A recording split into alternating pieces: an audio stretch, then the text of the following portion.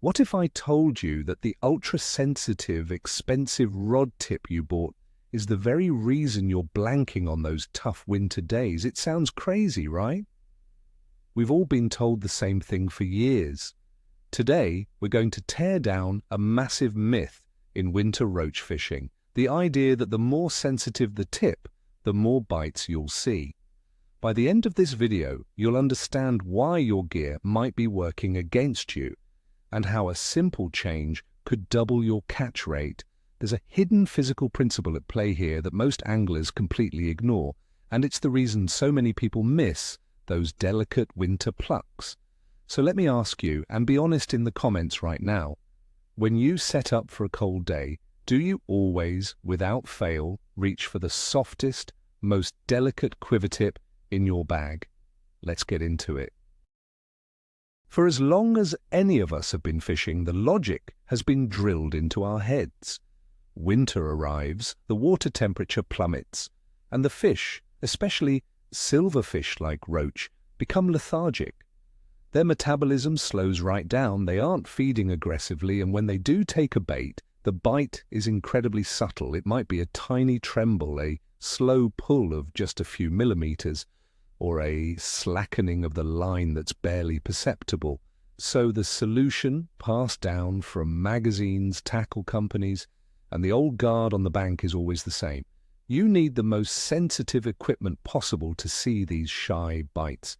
You need fine lines, small hooks, and most importantly, an ultralight, super flexible quiver tip, usually a ½ ounce or even a ¼ ounce glass tip. On the surface, it makes perfect sense. But the reality of what happens between the fish's mouth and your eyes is a whole different story, and that's where this flawed logic starts costing you fish.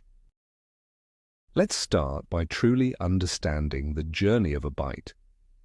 Imagine a single roach in the cold, clear water. It cautiously approaches your maggot on the hook.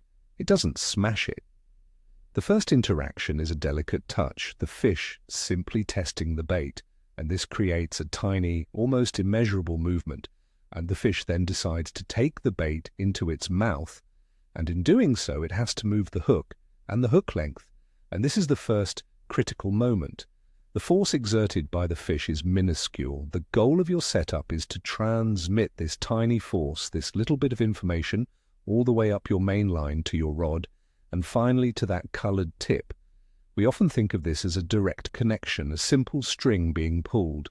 But it's not. It's a complex system with multiple points where that initial weak signal can be lost, dampened, or completely absorbed before it ever has a chance to register as a visible bite. The common wisdom tells us a soft tip is best to see this, but it fails to account for how that softness interacts with the rest of the system, particularly with the initial inertia. Now let's talk about the first culprit in signal loss, your main line. Whether you're using monofilament or braid makes a huge difference, but both have properties that can interfere. Monofilament, the choice for many roach anglers, has a significant amount of stretch. When that roach moves the hook by a centimeter, a portion of that movement is immediately absorbed by the line itself, stretching like a weak, elastic band. Before the rod tip can even think about moving, the line has to come under sufficient tension. With a very subtle bite, the line might stretch just enough to accommodate the fish's movement without ever becoming tight enough to pull the tip. Braid is better, with almost zero stretch, but even it isn't perfect. It can be affected by underwater currents or tow, creating a slight bow in the line that must be straightened before any indication can be seen. This inherent slack or stretch in the system is the first barrier the bite has to overcome, and it's a crucial piece of the puzzle that we will come back to again and again. So the bite has happened, the fish has moved the hook, and that tiny bit of energy is now traveling up a line that has some degree of stretch or slack. What happens when it reaches your rod tip? This is where the great deception of the sensitive tip begins. Let's visualize that ultra-soft, half-ounce glass tip. It's designed to bend under the slightest pressure. So when that weak pull from the fish, already diminished by the line, finally arrives, the tip does exactly what it was designed to do. It bends, it gives way, it acts like a suspension spring or a shock absorber. The initial energy of the bite is used up simply in bending the first few inches of this soft, forgiving material. The tip essentially says, "Oh, a little pull? No problem, I'll just flex and absorb that for you."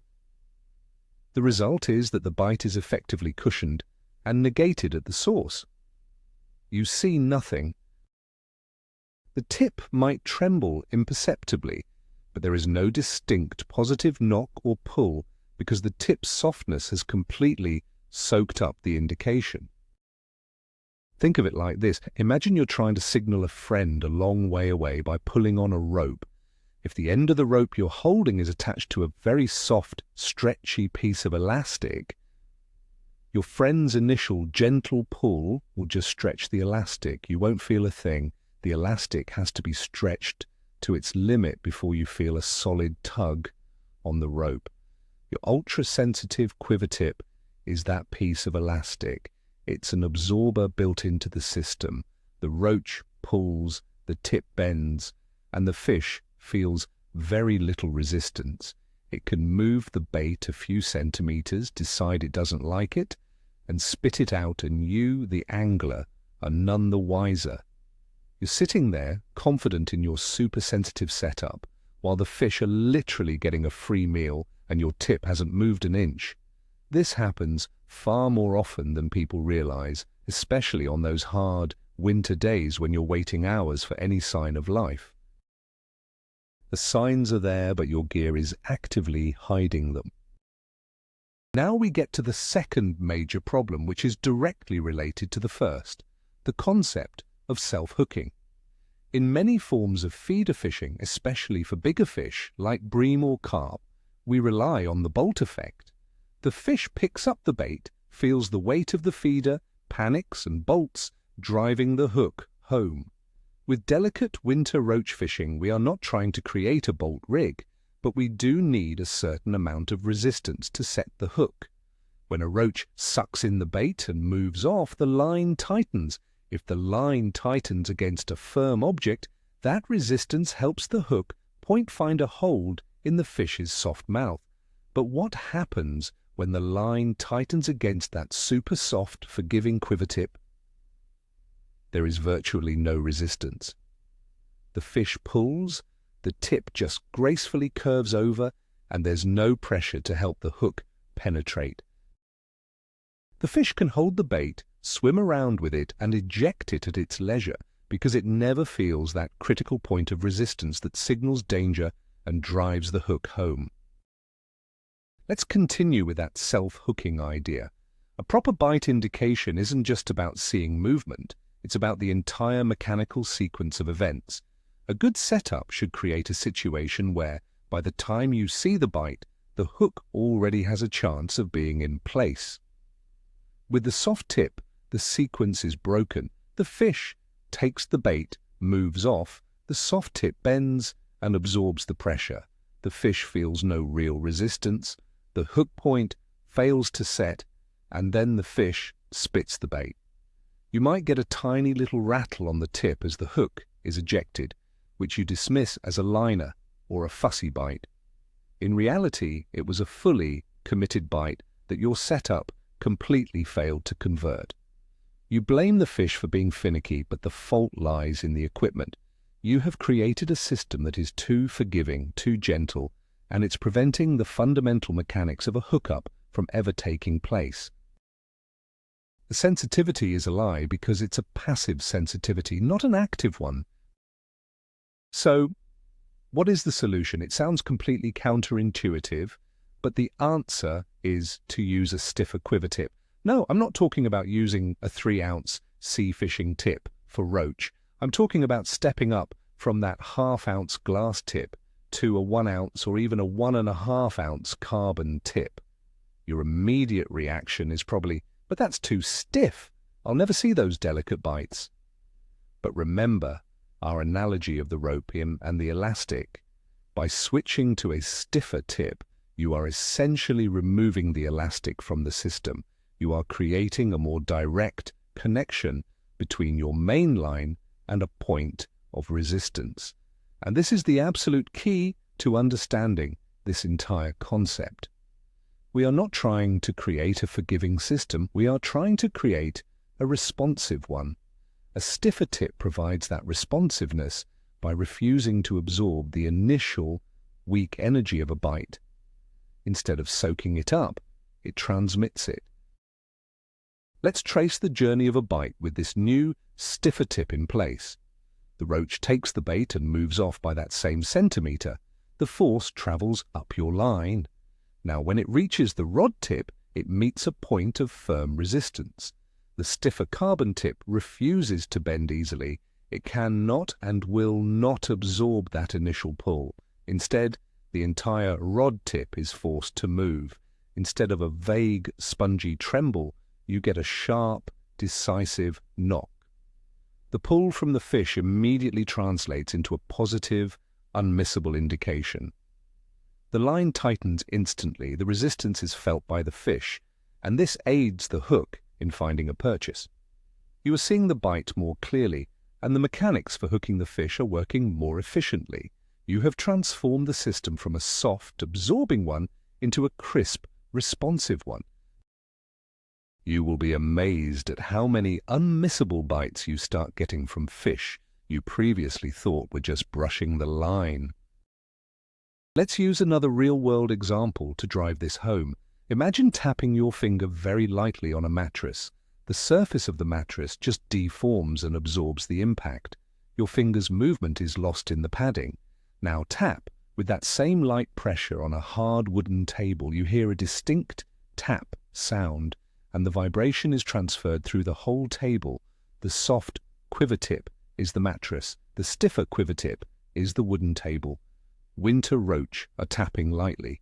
On the mattress, their taps are lost. On the table, every single tap is registered clearly and instantly. By choosing that stiffer tip, you are changing the surface your bites are registering on. You are taking the padding out of the equation. This is why anglers who make this switch often report that the bites they see are far more confident and easier to hit. It's not that the fish are biting harder, it's that they are finally seeing 100% of the bite's energy instead of a fraction of it. Furthermore, a stiffer tip helps you overcome other environmental factors. Let's consider a day with a slight undertow or a gentle breeze. With an ultra-soft tip, you're forced to put a larger bend in it just to hold it steady against the elements. This preloaded tension makes it even harder to spot a delicate bite. The tip is already under strain, so a tiny pull might not be enough to move it further, and a drop-back bite might not be enough to relax it noticeably. A stiffer tip, however, is much more stable. It will be largely unaffected by a light breeze or tow. You can fish with it almost perfectly straight, meaning that any deviation, either a pull or a slackening, is immediately and glaringly obvious against its static position. It cuts through the environmental noise and allows you to see only the indications that matter, those from the fish. It gives you a much more stable and reliable baseline to work from. This principle also explains why fishing a tight line is so critical in winter. Many anglers make the mistake of leaving a slight bow or slack in their line, thinking it's more natural for the fish. But all you're doing is adding another shock absorber into the system. You're adding more elastic that needs to be pulled out before a bite can register. When you pair a slack line with a soft tip, you've created the worst possible combination for bite detection. You might as well be fishing without a tip at all. To make the stiffer tip work to its maximum potential, you must fish with your line as tight as a guitar string between the feeder and the rod. After casting, you should reel down until you see the stiffer tip bend over by just a few centimeters. This creates that direct, responsive connection we've been talking about. Now, the system has no slack, no forgiveness, and is primed to show you everything. Let's think about the weight of your feeder for a moment, as it plays a crucial role in this system. Using a feeder that is just heavy enough to hold bottom is key. If your feeder is too light, a fish can move it easily without ever tightening the line to the rod tip. This is another reason why soft tips can fail. A fish can dislodge a light feeder, move off with the bait, and the soft tip will simply follow the slack line without indicating a proper bite. However, when you use a feeder that is well anchored and pair it with a tight line and a stiffer tip, you create a beautiful pivot system. The anchored feeder acts as the pivot point. For the tip to move, the fish must tighten the line against this fixed point. It creates a simple mechanical lever. This setup ensures that the only thing that can create a positive pull on your tip is a fish moving away from the feeder, which is exactly the kind of bite we want to see and hit. A common argument you might hear is, but won't the fish feel the resistance of the stiffer tip and drop the bait? This is a valid question, but it misunderstands the speed of the event. A roach doesn't typically sit and mull over the bait for several seconds. The take and the rejection can happen in a split second.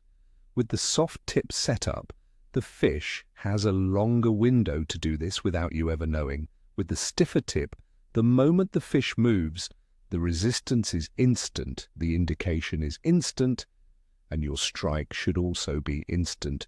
You are reacting to the very beginning of the bite, not the end of it. The sharp knock on the stiffer tip is your signal to lift the rod immediately. By the time the fish might register the wrongness of the resistance, your hook should already be set. You're effectively beating the fish to the punch, thanks to the superior speed of information transfer. Now let's bring braid back into the conversation. If you really want to create the ultimate setup for winter bite detection, combining a tight braided mainline with a 1 ounce or 1.5 ounce carbon quiver tip is the pinnacle. This setup removes almost all of the stretch and absorption from the system. Braid has zero stretch, so the connection is direct. The carbon tip has minimal give, so the indication is immediate and sharp. This is as close as you can get to feeling the fish pluck the bait with your own hands. The bites you will see on this setup are so aggressive and unmissable, you'll wonder if they're even the same species of fish. You'll get savage little taps and confident pull-arounds from fish that would have barely caused a shiver on a mono and soft glass tip combination. It truly is a night and day difference and proves the theory in the most dramatic way possible. Of course, this isn't a one-size-fits-all rule. There are specific situations where a super soft tip is still the right tool for the job. The primary example is fishing in flowing water, like a river. In a river, the pressure of the current is constantly putting a bend in your tip. You need a tip that is soft enough to allow you to create a good working curve without the current pulling your feeder out of position. The goal here is different. You're looking for the tip to spring back or drop slack as a fish. Swimming with the current dislodges the feeder. In this specific scenario, the forgiveness of a soft tip is a benefit. But for the vast majority of winter roach fishing, which takes place on still waters like lakes, ponds and canals where water movement is minimal, the stiffer tip principle holds true. You must match the tool to the job, and for still water, a responsive tool is better than a forgiving one. Let's talk about the visual aspect. The human eye is much better at detecting a sharp, fast movement than it is at detecting a slow, gradual one. A stiff tip produces sharp movements. The bite is a bang. An ultra-soft tip produces slow, gradual movements. The bite is a creep. It's much easier to miss that slow creep, especially if you're distracted for a split second, or if the light is fading, you might look away, look back, and the tip has moved, but you never saw the indication happen. You're left wondering if it was a bite or just your eyes playing tricks on you with the sharp bang from a stiffer tip. There is no ambiguity. It's a positive, definite signal that demands a reaction. In a sport of fine margins, removing that ambiguity is a massive advantage and will directly lead to you putting more fish in the net over the course of a long, cold day on the bank. Think about the confidence this gives you when you're using a setup that you know is absorbing bites.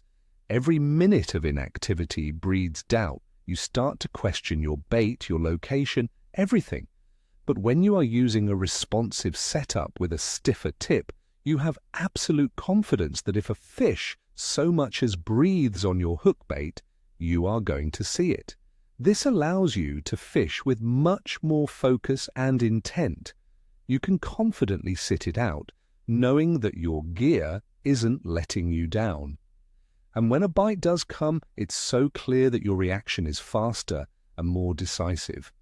Fishing is as much a mental game as a physical one, and having 100% faith in your bite indication is a powerful psychological edge that will keep you focused and fishing effectively for longer periods, which is often what's required in the depths of winter. Another subtle benefit of the stiffer tip is in casting accuracy. Softer, noodly tips can often wobble or bounce during the cast, which can affect the smooth release of line and reduce your precision, especially when trying to hit a small target area repeatedly, which is vital for building a swim. A crisper, stiffer carbon tip provides a much more positive and direct feel during the cast. The rod recovers faster after the forward punch, leading to less wobble and a cleaner line release. And this means you can more accurately and consistently place your feeder on the exact same spot, cast after cast. This consistency in bait placement is one of the biggest keys to success in any kind of feeder fishing. And while it might seem like a small detail, it's another part of the puzzle where the stiffer tip provides a tangible advantage over its softer counterpart, improving your overall angling efficiency. So how can you test this for yourself? The experiment is simple. Next time you're out on a still water for a roach session, start with your usual super sensitive setup. Fish with it for an hour. Pay close attention to the indications you're getting or not getting. Then, without changing anything else, not your bait, not your hook length, not your location, simply switch your quiver tip to one that is 1 or 2 ratings stiffer. Go from a 1/2 ounce to a 1.5 ounce, for example. Tighten down to it and fish for the next hour. I would be willing to bet a significant amount of money that you will not only see more bites, but the bites you do see will be far more confident and positive. You will go from seeing tiny, questionable flickers to seeing proper, unmissable pull-arounds. This simple side-by-side comparison is the most powerful way to prove the theory, and it will likely change your approach to winter fishing forever. To summarize the core failure of the soft tip, it introduces a point of absorption and delay into a system that demands instant and direct communication. It's like trying to have a clear conversation with someone using a cup and a very long, very stretchy string. The message gets garbled and weak by the time it arrives. By switching to a stiffer tip and a tight line, you are swapping that stretchy string for a solid telephone line.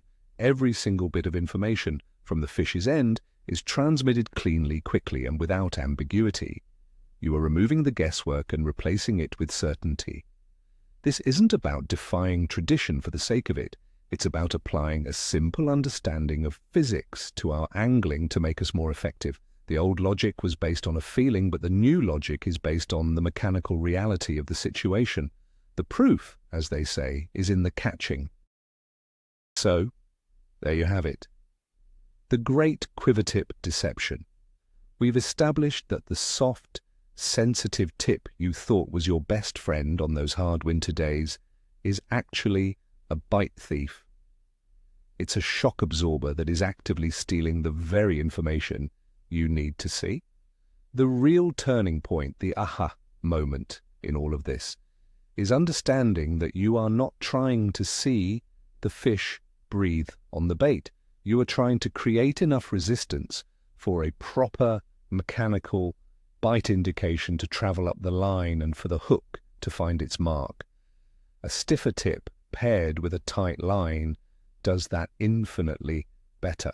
This isn't just some abstract theory. I urge you, try it next time you're out. Step up 1 or even 2 tip strengths from what you would normally use for roach. I absolutely guarantee you'll be shocked at the result. You'll start seeing decisive, confident pulls instead of phantom, unhittable trembles. Thank you so much for watching. If this blew your mind or you think it might change your fishing, hit that like button and subscribe for more tips that go against the grain.